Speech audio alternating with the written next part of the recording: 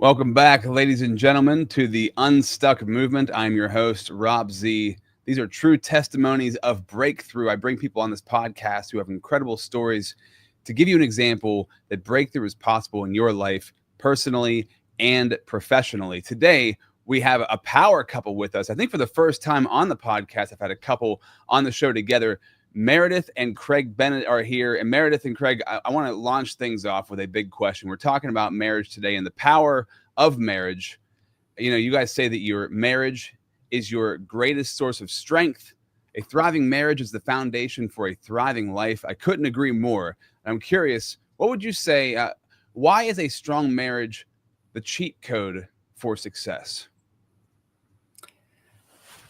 So for us, as we got married, when we got married, we were very intentional about building a very strong marriage. And as we got into entrepreneurship and how we really built our life was being intentional about building a strong marriage. And how it was so strong and why it's a cheat code is that when you have your marriage humming along, because I've seen the other side of it as well. I've seen the bad side of marriage. I've seen the great side of marriage. And this intentional marriage, when you build a strong foundation, you both now have the energy. You're not focusing your energy on your marriage as much, like on repairing it. It's on maintenance, right? And so then you have that extra energy, and both of you have that energy. Like I have that energy, and Meredith has that energy, that we can now have exponential energy to go and attack the other areas of our life. So we can go focus on our health. We can go focus on our business or building our dreams together. It takes a lot of energy and focus and attention when things aren't working. Right? When you're walking on eggshells, when you're constantly trying to avoid the next argument or get through the current argument, when you're living in that space, it takes a lot of energy and focus and time. And to his point, when everything's rolling along, it feels easier, and that time and energy and attention and focus can be redirected. And to his point, both of you have that, it becomes exponential. Yeah, I love that, because you're supposed to be supporting each other, strengthening each other, lifting each other up, right? Yeah. And so if you guys come together with a common vision in mind of what a great marriage is supposed to be, and you guys work towards that vision, that empowers both of you. Number one, like you're together, you're not against each other. And my wife and I talk about this a lot, because sometimes when you get into a disagreement or somebody hurts you in your relationship, you can get in this mentality of me versus them. Yeah. And not we're together working on this together. Yeah. Right. So if we're together, then we can get through any problem. But if we're at odds, then we can't get through any problems, because we're like, yeah, exactly. You're focused on the problem. You're focused on each other and being right versus focusing on shoulder to shoulder, figuring out there's a problem in front of us. Let's focus on the solution and let's get through it and build our dream life together. It seems simple. Like it seems like it's too simple almost, that the concept of teamwork, like you are a team. When one wins, the other wins, and you're in it together. If you always kept that mindset, there's nothing you can't do together. But sometimes we lose that mindset trying to be right in the argument, or, sometimes the ego gets in the way. Yeah, absolutely. And like you said, the simple thing, this comes up all the time. The best things in life are simple. Doesn't mean they're easy. That's right. But they're simple. It's not complicated. Yeah. And I love that, because that is true. And keeping that idea in mind of like, right, the solution to this problem is a simple solution, but that doesn't mean it's going to be easy to get there, because you got to put your egos aside. You have to humble yourselves and be of service. So I love this. This is great. Before we even go to the next question, because I want to find out, like, is there a certain scenario when you two are at odds or find yourself close to being at odds? Is there a certain thing that you'll do to help break that tension? I'm curious about that. Before we get there, though, I just want to welcome everybody to the podcast. The Unstuck movement was founded, like I said earlier, to have true testimonies of incredible breakthrough. So you have an example that it's possible for you. If you're watching or listening right now, if you have chains that are holding you back in your life, we want to break those chains off, right? We want to break those chains so you can find that personal freedom. We're sponsored by the Connected Leaders Academy. Check out connectedleadersacademy.com. And if you want to launch your own platform, your own podcast, because I know you two know this, Meredith and Craig, and I know this, that podcasting is powerful for making incredible connections in your life, also leaving a lasting impact on people's lives, and having a platform that helps you personally grow and also helps you professionally grow. I'd love to help you start doing that. You can go to the Pro Podcaster Academy, join the waitlist at robzwentz.com. Meredith and Craig Bennett are heart-driven entrepreneurs who help couples build thriving marriages that fuel their dream lives without sacrificing their businesses. After leaving the corporate grind, they discovered that a strong marriage is the ultimate cheat code for success, and now equip others with practical strategies to create lasting, fulfilling relationships. So when you two are feeling at odd, and you feel like there might be something between the two of you, is there something you always do that automatically breaks that issue and gets right to the heart of being able to communicate? Yeah. We always give each other the benefit of the doubt and lead with curiosity.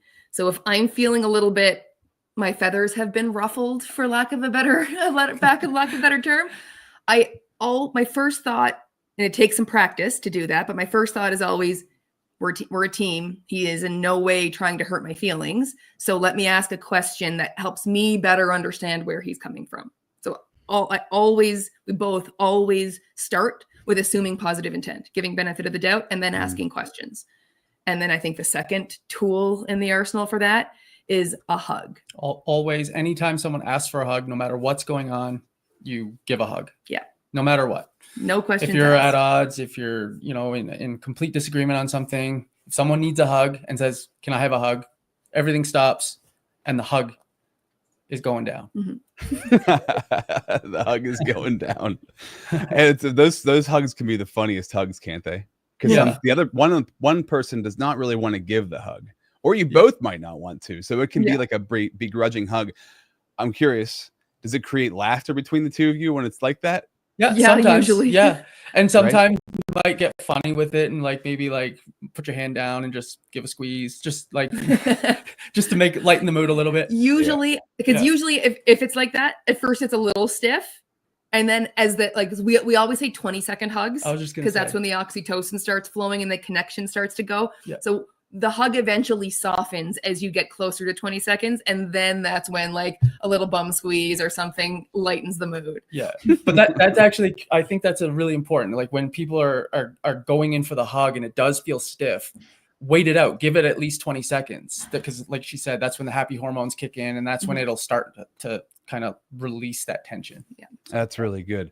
And my wife and I will do that, where sometimes we'll give a hug and a pat on the back. The pat on the back is sarcastic. I don't want to be hugging right now, but I'm gonna do it. Or we'll give each other a kiss, but we won't use our lips. We'll kind of do this move, where you just kind of so okay, we're working through this. We're not quite there yet. Yeah.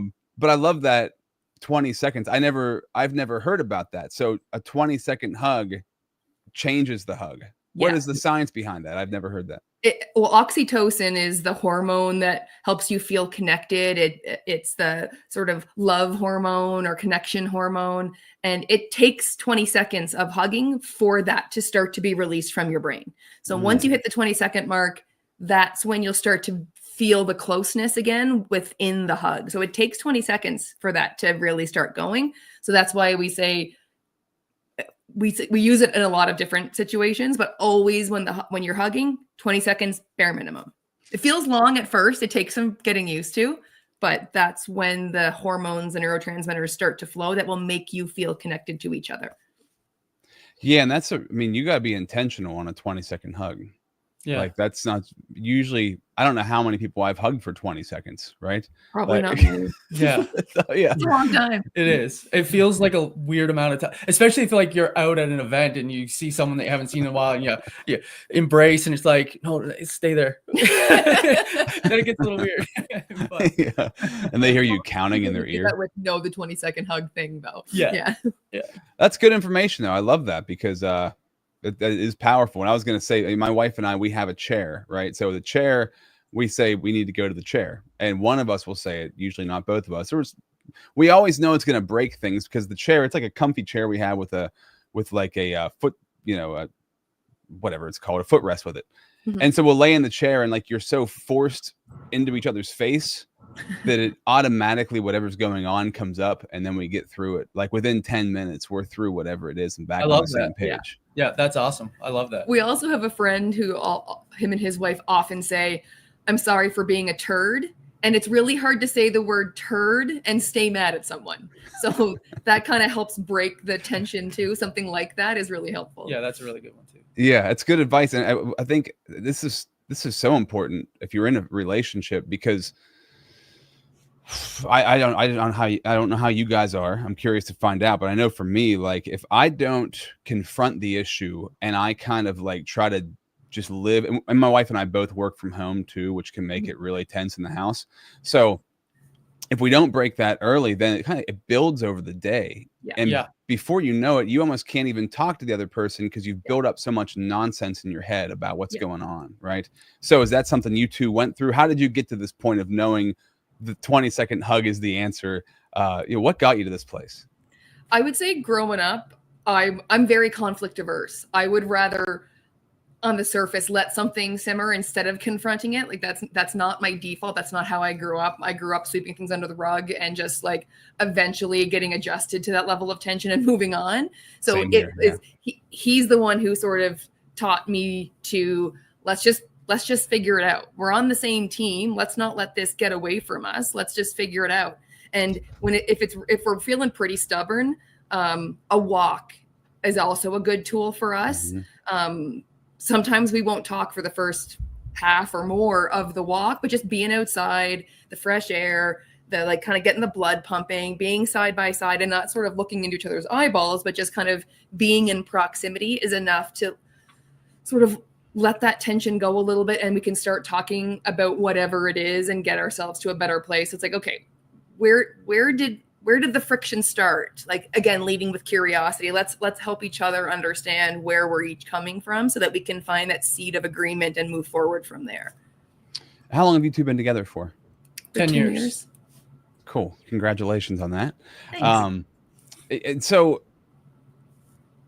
nobody gets to this point, right, without hard work in a marriage, because a marriage is a lot of work. Just like building a business is a lot of work. It's like you're creating something and you can't just like take the foot off the gas, right? It's like you either move forward or you fall backward. There's no in between. So was there a point when you two were kind of falling backward that you were like, wow, we have to get on board here? Or did you come into this relationship knowing we both are struggling in certain areas, we have to work together to make that work? I'm asking this question because a lot of people get into a relationship and they have no thought of any of these things, right? They're kind of like blind walking into these problems. How did that happen for you? I'd say it was both. Weirdly enough, I would say both, and we'll explain that. Go ahead. So when we came into this relationship, we had both come out of other relationships that weren't so great. And so thankfully, right. And so we learned some things in those relationships, and we knew what we didn't want and who we needed to be in our next relationship. And so when we got together, we were very intentional. We were very intentional about building something that was going to last forever and showing up as the best version of ourselves in the relationship and making sure that we confronted the communication issues and all the things. And then as we were going through our journey, and we actually met at our work we worked for the same company, and the company that we worked for during COVID, all the world was upended, everything was changing, and the company was restructuring, figuring itself out. And they said, we're closing the office that you two are in. If you want to move across the country, you can still have a job. But if you don't want to move across the country, then see you later. Yeah. And it was a real opportunity for us to consider what we really wanted in life, because even though we were really happy in this part of our life with each other, our careers we were feeling unfulfilled. What were you doing at the time? I was working in like health and safety. I was doing like investigations and like big safety incidents. I would investigate those, find why it happened, and figure out how to fix it. Yeah, we worked for an energy company. And so I had been working in the health and wellness space before, in employee wellness. And then I moved into the human resources, equity, inclusion, diversity space. And so we were both, from the outside looking in, successful, like by all of society's metrics, like checking all of the boxes. Our careers were, on the right path, and all of those things from the outside looking in were going really well. But from the inside, we sort of felt stuck. Like there was something else for us, even though we didn't have a sweet clue what that was. And it was incredibly stressful when the company made that decision.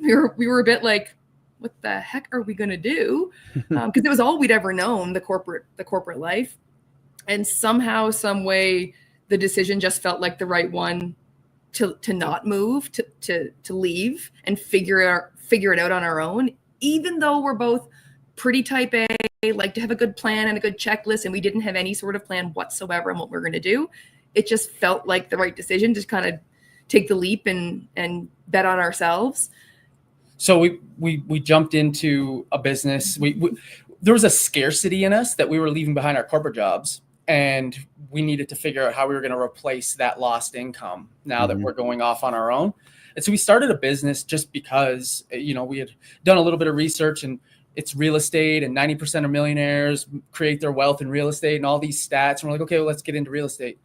And we start doing that, and we absolutely hated it. And like, it just was not our passion. It wasn't like, no knock on real estate. It absolutely is great for building wealth and all those things. But for us, for our passion, that was not the answer. And it started to take its toll on our relationship. We were doing the work to build this company that neither of us really wanted. And it had the added benefit of not paying us anything. So added stress, right? So there's that level of stress of, leaving your corporate jobs, not having that income coming in, and starting this business that you both hate. And though we didn't actually know that we were both hating it at the moment, I think we never really talked about it. I think the hints were there. Yeah, we were short and snippy with each other. It was very much a lot of hints. Yeah, and that's not like us. That was not like us, because we were, like I said at the beginning, we were building something very intentionally. And so when we had this experience, that's when we said time out. We threw the challenge. We like to call it the challenge flag. It's like a football reference. We threw the challenge flag, and we had to review the call on the field, so to speak. We had to review the decision that we made and have a conversation about it. Is this really what we want? And so we walked through that and realized that no, it is not. And what we realized was we were chasing money, which is never the right answer. And the second thing we learned is that we hadn't done the work. When we left our corporate jobs, we left our identity behind. Our identity was closely tied to the job that we had, the career that we had built. And we didn't know who we were anymore, or what we wanted in life, or who we wanted to be, or how we wanted to show up in the world. And so that was the work that we needed to then start to figure out. Yeah, we decided it was us above everything else, and like close the business and let's do the work on us. Yeah. Boy, that's a great place to pause here, because most couples never have a vision of who they are, right? And I know you two work together. So working together in a business sense and creating a business causes that vision making to happen. But even if you hadn't gone into business together, having a vision for yourself as a couple is huge. And I'm curious what that actually looks like. So how do you sit down and have that conversation of, because when I left I was for 20 years in radio broadcasting. So my whole entire identity was, a radio DJ. And when I left that behind, I didn't expect to experience that level of like kind of lostness of like, oh, wow, I don't know who I am anymore. Yep. And so that's huge. But as a couple, I imagine that's a really great place to come to when you start to figure that out. So listen, we got to pause for 1 minute to shout out the sponsor of the show. When we come back, though, I want to find out how exactly you two did that for your relationship.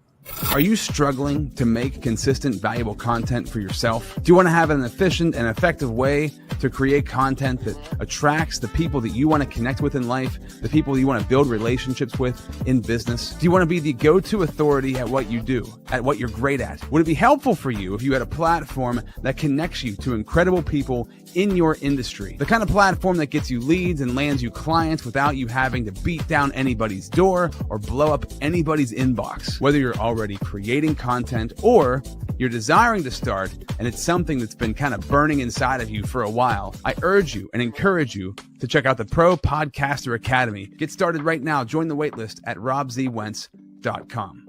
Hi, my name is Jose Escobar, and I'm the founder and CEO of the Connected Leaders Academy. We're a growing tribe, a community of entrepreneurs all over the world globally.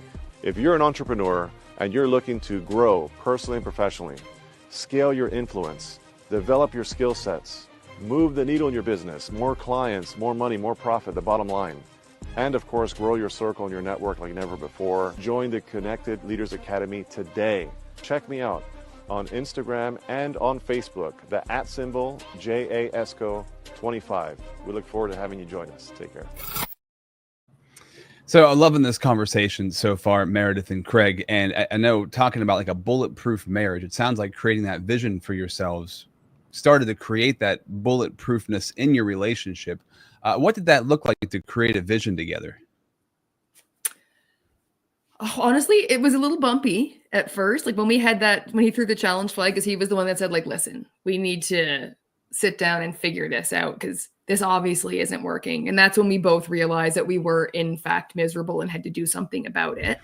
And we didn't really know what to do about it. And we just knew something had to change. And the first thing we did was change our geography. We had tickets to a real estate conference down in Utah that even though we were closing the real estate business, we're like, we'll still go, get us out of here, kind of change our environment, change our headspace. And the real estate investing conference that we ended up at had a really strong personal growth angle to it, which we weren't expecting. We were expecting just like different strategies to invest in real estate, the pros and cons, blah, blah, blah. But this was like a real kind of Tony Robbins vibe to it. And so we started learning about ourselves mostly. Like we really dug into some limiting beliefs we had about ourselves, which the timing of this, to your point earlier, couldn't have been better because we had completely lost our identities when we left our corporate jobs and stepped out of that sort of default life that we had been checking all the boxes on. So we really didn't know anything about us or what we were going to do or who we wanted to be. And so this conference helped us uncover some limiting beliefs that we both had. And we framed them sort of differently, but they were both along the same lines of like, we're not enough. We're not good enough. And the interesting part about that conference was it was an emotional experience to go through by myself to discover some things that I thought about myself that weren't so great. But then I got to share them with Craig. And so, and he with me. And it's interesting how it's like, how could you possibly think that about yourself? Like, I don't see that in you at all. But sharing those things with each other, getting like that level of vulnerable with each other, the experience would have been really enlightening and powerful alone, but doing that together was a real catalyst. It really deepened our connection. We had a strong connection, but going through something like that with each other really deepens your bond. Mm-hmm. And so we did more of that, like personal growth. We went on this journey of understanding who we were, who we want to be, and then trying to figure out what's our passion. How are we going to serve the world? Because we didn't know. No.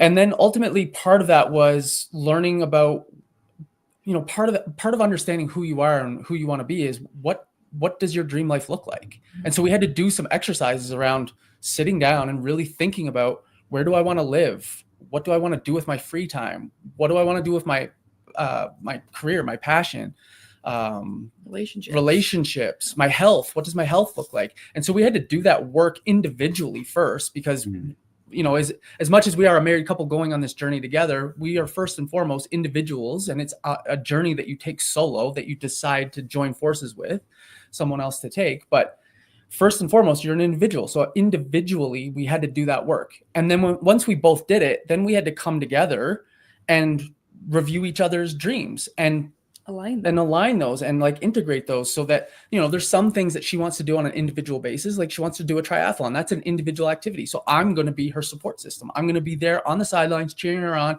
at the finish line for the 20-second long hug. But then there's also things that we're going to build together. Like we want to live in a house on the ocean. So that's something that we're going to strive for together. So it's just a matter of doing that work together and then coming separately and then coming together and joining forces. I love that because it's so true. So many times we get into a relationship, sometimes because we think we can fix somebody. We see the potential and we want to fix them.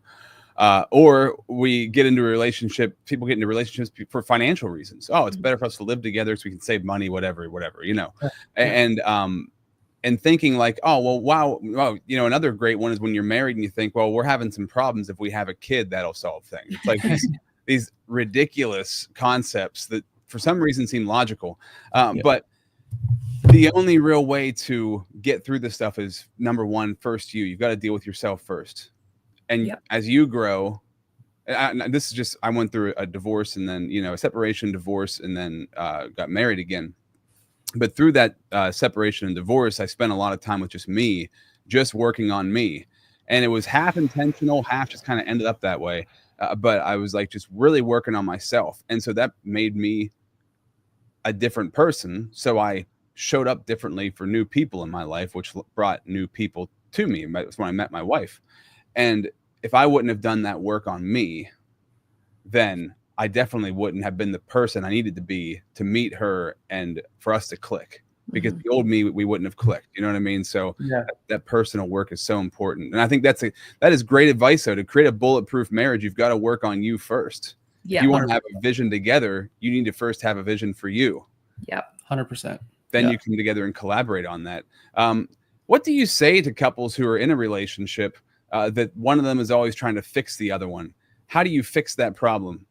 I know let's talk about common problems in relationships. That's one of the top ones, right? Yeah, for sure. It kind of goes along with our philosophy of a 200% marriage.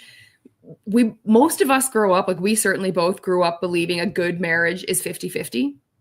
And it's wrong.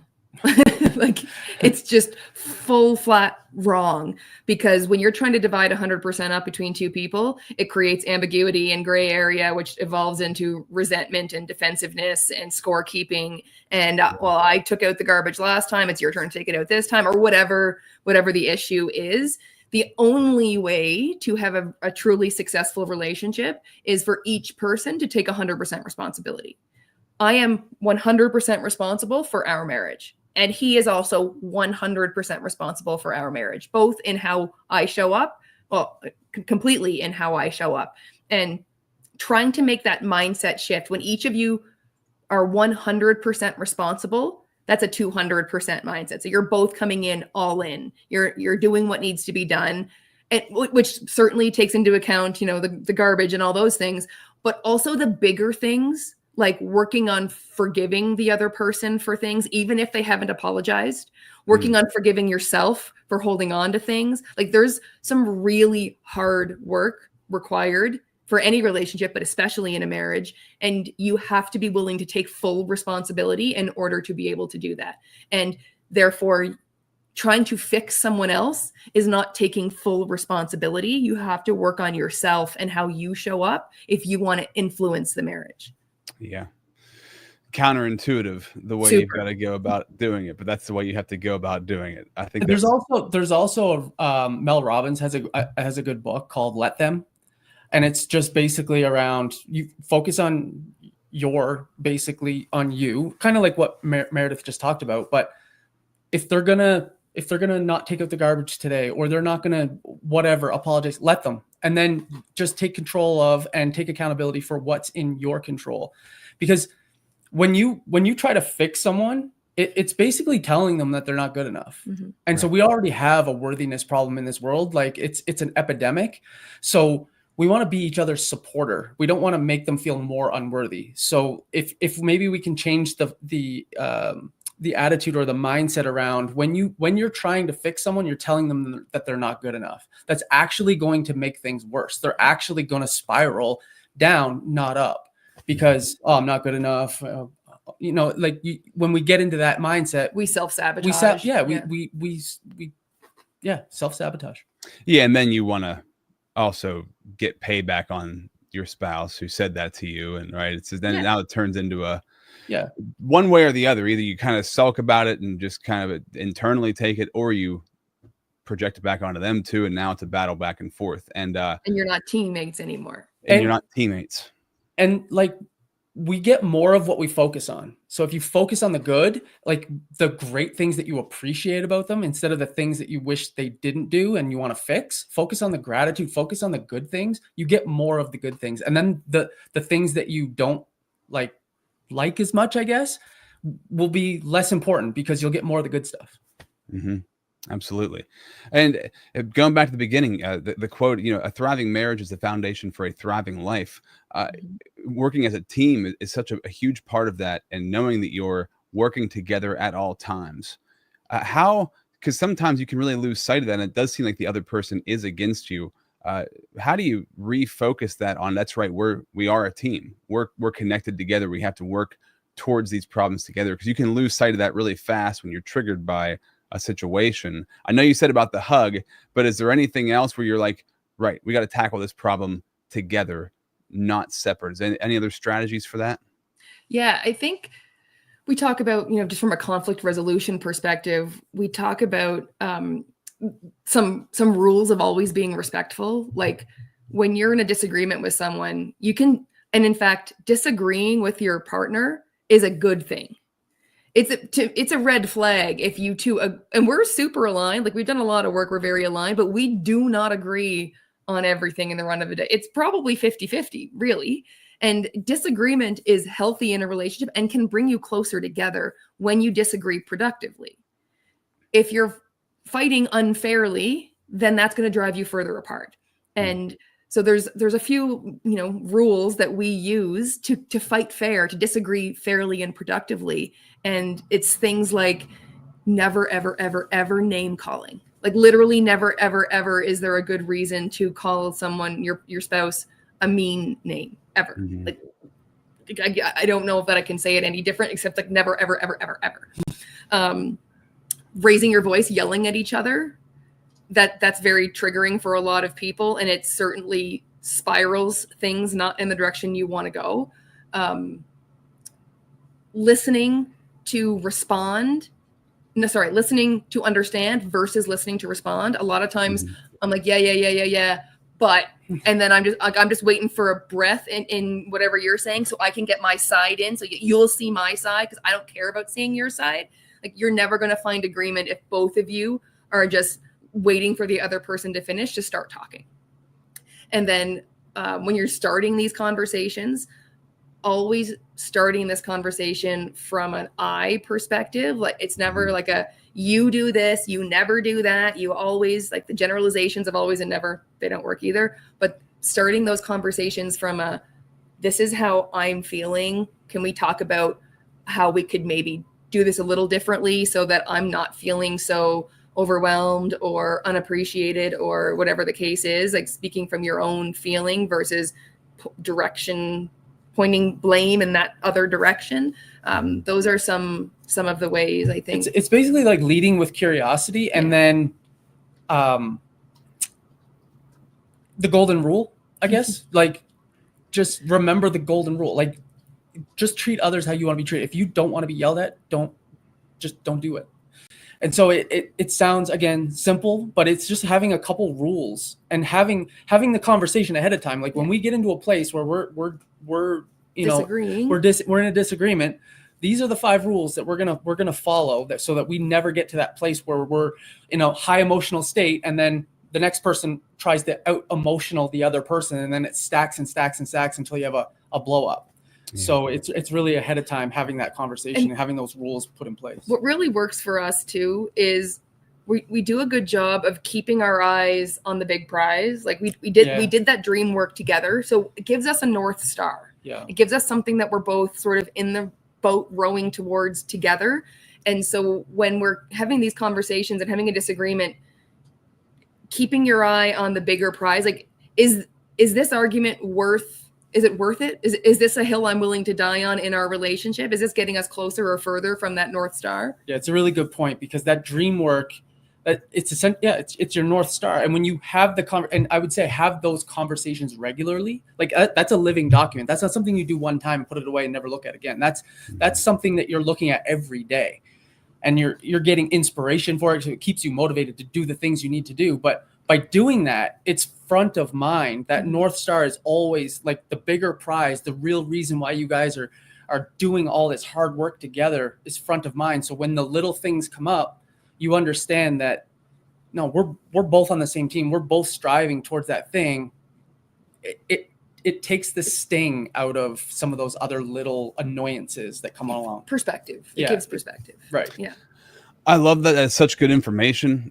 Number one, when you, Meredith, said, how do you disagree productively, right? So just going back to that, like that's a lesson in itself. And when you have a strong marriage, right, that is the foundation that every other relationship can come out of. Because if I have a strong marriage and I can live with this person and we can not only get along together but thrive together, then I can do that anywhere else in my life. So I love that. Disagreeing productively is incredibly important. That could be a whole entire conversation in itself. For sure. And then, it's just, like you said, it's simple, but these things are kind of like simple, no nonsense. Of course, this is why it would work. But the vision, I think and I struggled with this for a long time. The vision part of it is so huge, because when you have a vision, a clear vision, yourself, as a couple, as a business, whatever it might be, the things that would be problems actually are going to lead you to the solution. So the problems are the things you need to get to the outcomes. They're going to lead you to the solutions to get to the vision. And so the vision changes everything from being in the minutia of nonsense all the time of what seems like small problems. So now we get through these things, we can go towards where we're trying to go. Yeah. And that's powerful.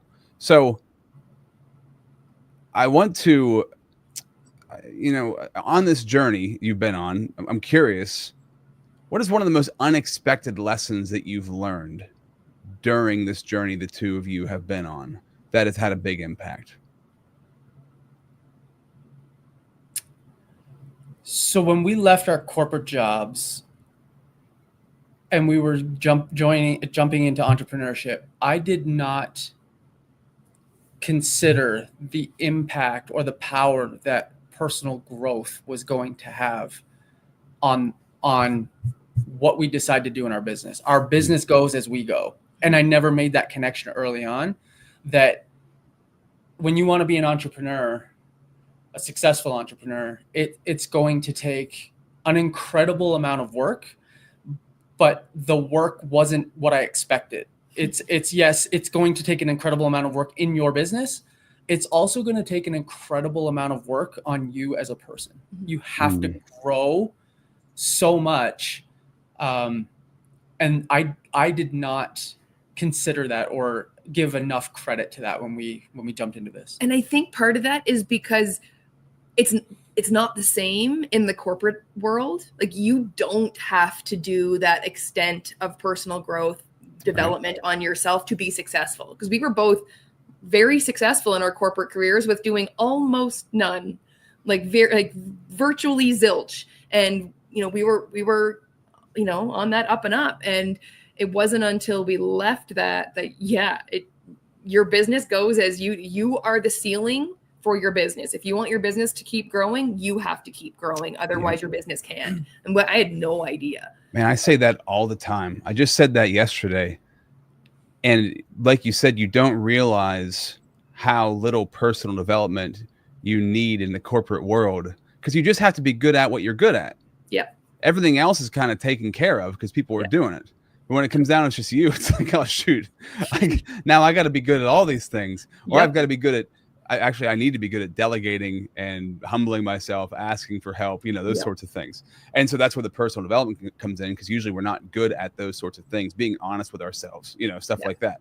So that's actually, that is such good advice. And you don't really even understand how true it is or important it is until you're in it. And you're like, oh no, why can't I make any money? Because I'm scared to death to sell something to somebody. Why can't I get anybody else to take these things over for me? Because I'm a control freak and I don't trust anybody, right? It's like these little things that seem like they'd be easy to overcome can be the most difficult things to overcome. The other lesson I would say that I didn't realize was how lonely it would feel as an entrepreneur. Like, we have each other, and that's hugely helpful, but you sometimes feel like you're all alone shouting out into the abyss that no one ever sees or hears from you. And so it, for a long time, felt really lonely. It really made a huge difference to find a group of people who are also working on their personal growth, trying to build businesses. They may not all be the same kind of business. They're all different businesses, but everyone's trying to do their thing. And, when you feel like you've got a group of people around you kind of cheering you on, that you're not just talking to nobody on the internet, like there's people there and they're amplifying your post or whatever. You just feel like you've got a group of people who understand you, because it feels a little bit lonely. Partly, I think, because for us anyway, our family and friends don't always get it. Like, they don't really understand what we're up to and how it's working. And so it was really nice to finally find a place where you felt like you've got a group of people who actually care and understand and want to see you win, support you, keep you in momentum, celebrate your successes, pick you up when you're a little bit down. You know, you've a string of mishaps or things that didn't go your way. They pick you up and get you back into momentum. It's a game changer for sure. And that is a good one that I didn't anticipate the isolation or the importance of community. The importance of community. Yeah. Because when you have a job, it's kind of baked in. Totally. Exactly. But when it's a community, you have to you can create your own instead of being stuck in one that your job gave you, right? Yeah. Exactly. It's kind of like family. You get to create your own family. Exactly. The family you create instead of you were given. Exactly. Yeah. As we come to the close of this episode, I do want to talk about the mastermind that you two have created. So if you go to thefinalpercent.com/infinite-relationship-mastermind. So if you're watching, you can see that. If you're listening, go to that site. If you go there and check out the mastermind, what is that all about? What can they expect from that? This is a group that we've started to help everyone with all of their relationships. Of course, your marriage is your primary. So we definitely spend a lot of time focusing on that, but we also focus on the relationship with yourself, because we touched on that together today, but it's the most important relationship. It's the foundation for all of your other relationships. We talk about your relationship, all the important relationships in your life, but also your relationship with stress, with time, with fun, with the future, with your health. You know, we're trying to help people transform their relationships on all fronts so that they can live the life they want to live, like level up their life by transforming all their relationships and doing it with a group of cool people who can hold you accountable, celebrate you, support you, because everything's easier when you're in a community. Yeah. It's called the Infinite Relationship Mastermind. There's a bunch of people in there now that are having a whole bunch of fun, learning a bunch of stuff. We meet a bunch of times a month, I think every Friday, and then twice to do live courses. We create live courses, like content with the mastermind members, so they can come in and ask questions and, and then those courses will live in a dashboard for future mastermind members to take, in perpetuity. And then, every Friday is it's like a celebration where we just come on, and if you're stuck on anything, something's going on in one of your relationships, you can just come on, ask some questions. We mastermind solutions, get you moving, and celebrate your wins. I love it. That's so cool. So necessary.